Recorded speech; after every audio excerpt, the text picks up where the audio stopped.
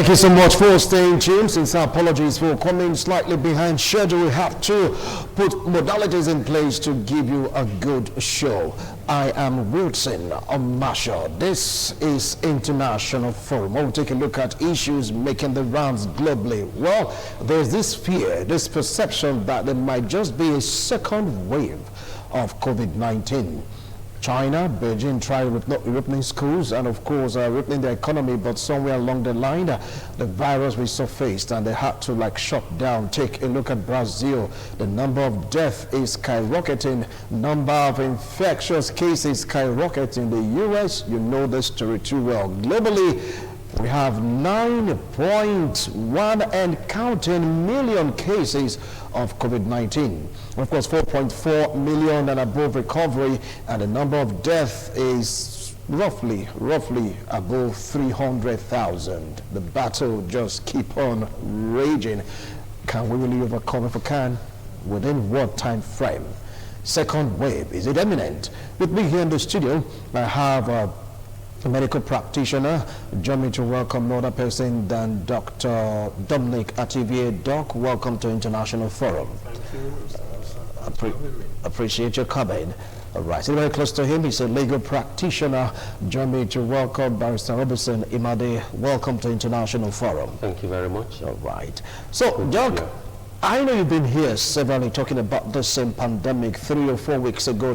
Talked about us trying to live with it to see if we can really develop immunity against the virus. But here is the World Health Organization sounding a warning that second wave is imminent. Take it up from there. What do you feel about this threat? Yes, actually, interestingly, the world is actually having a second wave here, because all it just needs is for a particular country or a particular state to start that, and then there it is. For we here in Nigeria, let me start from Mr. Charity, the say begins at home. We are not in the second wave, we are still in the first. We are yet to actually have a decline in our values, because in Nigeria, we're beginning to see an increased rise. So we've not gotten to the peak, neither are we dropping. Or we cannot say same for countries like the United States, for countries like Brazil, and for countries like South Korea. India too, they're already having skyrocketing values, just like you've mentioned. For that, in China, it appears that's where the whole coronavirus problems came from. In China, we're beginning to see a different locality, a different area, a different state having that challenge, that second wave. Yes, second wave is imminent, it's here with the world. Beijing, this time around, took it from Wuhan. In Beijing, what is happening in recent time, I'd like to take your memories back. China, some few days back, celebrated 56 days straight of nil or absent coronavirus. Nil new cases, nil local case, and all that. That was what China experienced in the last 56 days until sometimes around the 10th of June, where there was a case from this Mr. Tang, one 52-year-old man that was said to have presented with some symptoms suggestive of coronavirus. Basically, the symptoms were that of constitutional symptoms like generalized body weakness and exhaustiveness. That was what the symptoms were. He presented himself in the hospital, and then a test was done. Bingo, it was coronavirus. Now, for stress to where is Mr. Tan coming from? Where had he gone to and all that? Then we discovered he was in Belgium. That was the story for the second wave. Belgium. Where in Belgium, to be precise, there's a town called Shinfidi. Now, I'll call that again. Shinfidi? Yes, Shinfidi. Now, it's a Chinese word for new happening place. Now, it's a town, it's an area where about 80 to 90% of the vegetable, that is fruit markets, more like we call it a vegetable market like we see in this part of the world. That's where they provide about 80 to 90% of the fruits that the country, survives in. Now, a lot of persons come in there to do shoppings and what have you. Now, this is I'm trying to bring this history because it's slightly different from what we see in Wuhan. What happened in Wuhan, what brought about the coronavirus now. It's different because this time around it's not the wild animal. Where they begin to get it from now, grocery stores, where you pick one or two of these fruits that you want to get. Now, haven't done that because the world has accused China for coronavirus, and because of the world saying their laissez-faire attitude of allowing the virus spread, they went into some serious activity. Within 48 hours, they were able to screen over 100,000 persons. All right. And then active cases started coming in. However, because of the rivalry between China and the United States, the Chinese, they are saying, okay, as at 12th of June, they only had 36 screened cases, while compared to the United States, they had about 292 cases. All right, Doc. Now you just said, and I will come back to you. From what you said, the second wave definitely is imminent, and it's like it's here with us in some other clime, but not here in Nigeria. Barrister, and now we were talking about reopening the economy because others are doing that, even with the resurgence, so to speak, of COVID-19, despite the warning. The French citizens, talking about French citizens, they went out there partying, talking about the music festival. Should the world be worried what is happening right now because of the warning given by WHO, second wave? Well, I agree with my brother INT'L, except that having gone around the world, I expect him to mention New Zealand, where the ratio fell to 0 for over 20 days, and today, because they relaxed, they are also afraid of the second wave. But in Nigeria, as it affects us, we are still very much in the first wave. Our figures are growing. There's even no bumpy figure just now. We do not have second wave imminent here, but it is already over there in other climes in the world. When we talk about second wave, we can liken it to the wave of the ocean, the wave on the ocean. It comes and goes. It can be bumpy, and maybe later it stabilizes. And when it comes back again, that's when we talk about second wave. And in New Zealand, in China, in South Korea, they're already talking about second wave because those were countries that were able to contain the virus to a very large extent and for days. And today it's rearing its ugly head. We in Nigeria and in many parts of Africa, we are not even talking about the second wave yet. We should be concerned about what we are doing about the first wave. Because our figures are rising every day. And there doesn't seem to be any serious action on ground. I will think that the presidential task force is getting tired, and if you like, we are not testing enough. We are not carrying out contact tracing enough. We are not serious about the use of face masks. We are not even as serious about social distancing. And so rather than think of second wave in Nigeria today, although it is obvious, is coming up in other parts of the world, we should be talking about how to bring down our rising figures in Nigeria. If you ask me, the fact that we are not testing enough and we are getting figures rising shows that the pandemic must be very much with us, more than we think of, or more than we are seeing. But yes, the last time we talked here, we talked about, I personally thought we should reopen, but even places that have reopened, they are regretting reopening of some sectors. As we are not even able to look at the various sectors, okay, let's open the markets like we just did in Edo State.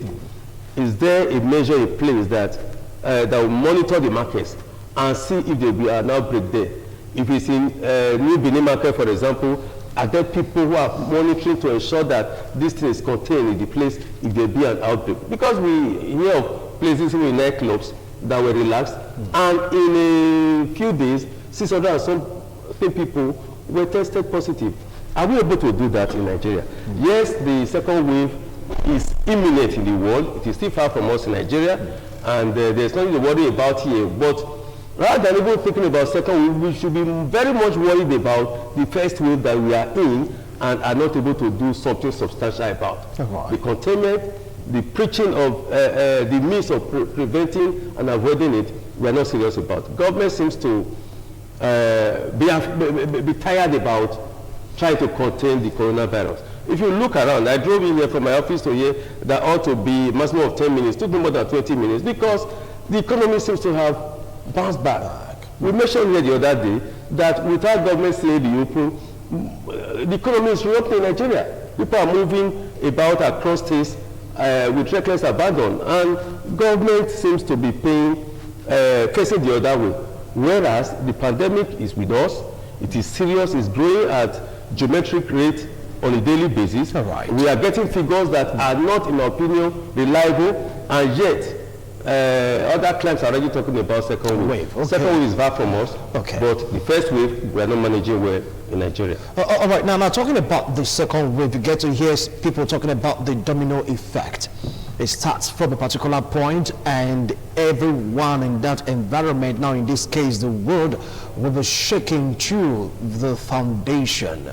Now, do you think that with this second wave we are going to experience more casualty, or our body, global immunity might have risen to the occasion as a medical practitioner? It's 50-50.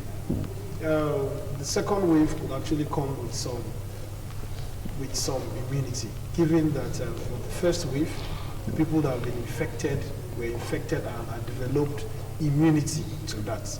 You know, sometime back when we were talking about herd immunity, we were talking about reopening of the system, reopening of the economy. This was what we were preaching against. So I want to think that the second wave may not be that sinister, may not be so much of a disaster, except for those persons that ab initio were, of course, not infected, or they isolated themselves. Now that's the dangers of quarantine and isolation, where you are not exposed to the virus in whatever form, and then now it's coming out with an ugly head. You know, we're quick to say that coronaviruses are different types, and the virulent type is what we see in the world. And of course, because every day it keeps mutating, you are likely to get a different strain by this second wave that we're seeing. So yes, for those persons that have been infected or had some form of contact during the first wave, this time is going to be a eureka for them. This time is going to be, oh,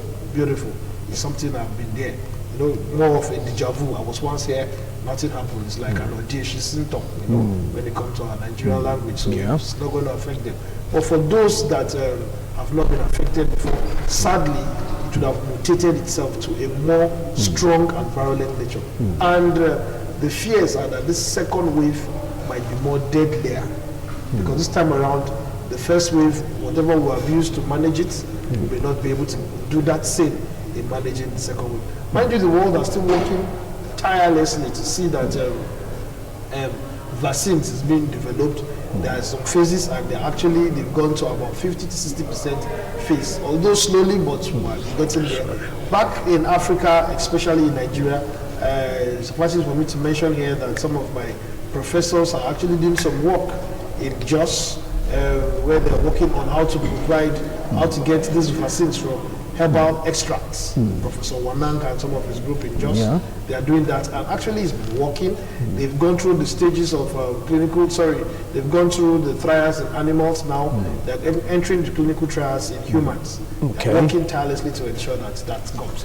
All right. It's there, we'll be happy. All right, now if you take a look at Brazil, where it's like the number just shot up, it just went up above 50,000 deaths recorded, and of course going to 1 million case of infection. Do you see Brazil right now shutting down their economy, and other parts of the world following suit because of this second wave that the world says like it's imminent?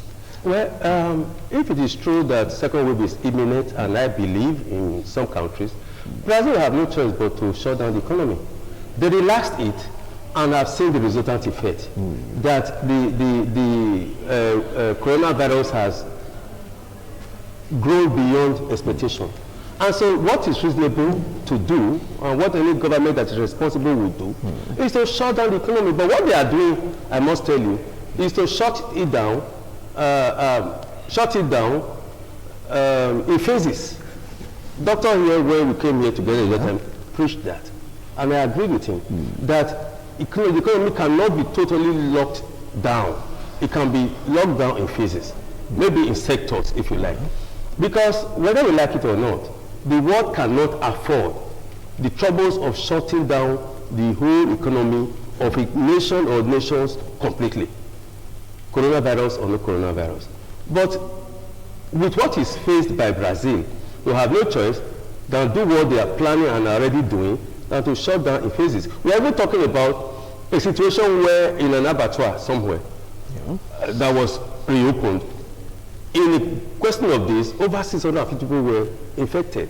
And so selected areas of the sector will be shut down and attention paid to it. That's what is happening in Brazil. And that's what should be happening in Nigeria. Because whether we like it or not, my brother, coronavirus is real, and until and unless we pay serious attention, we pay attention to contact tracing, we pay attention to social distancing, preach the use of face mask, good face mask, is going to triple its effect in a question of months in Nigeria. And that will not be good for us because we are not ready for it. The doctor said a group of researchers in Jos are doing something about having vaccine. Yeah. Has Nigeria done anything about the agbo that was said to treat many people, including very influential people, our deputy, our speaker here, the communications guru and his family, and the others?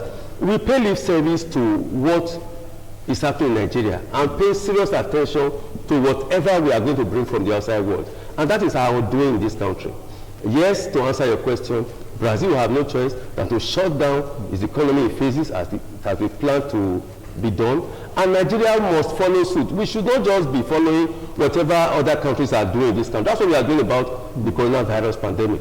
We must be able to bring about our own system of curtailing it and containing it. And until we get serious about it, until the border closures are again reenacted and reinforced, until we begin to do contact tracing with seriousness and with all sense of sincerity, we are not going anywhere.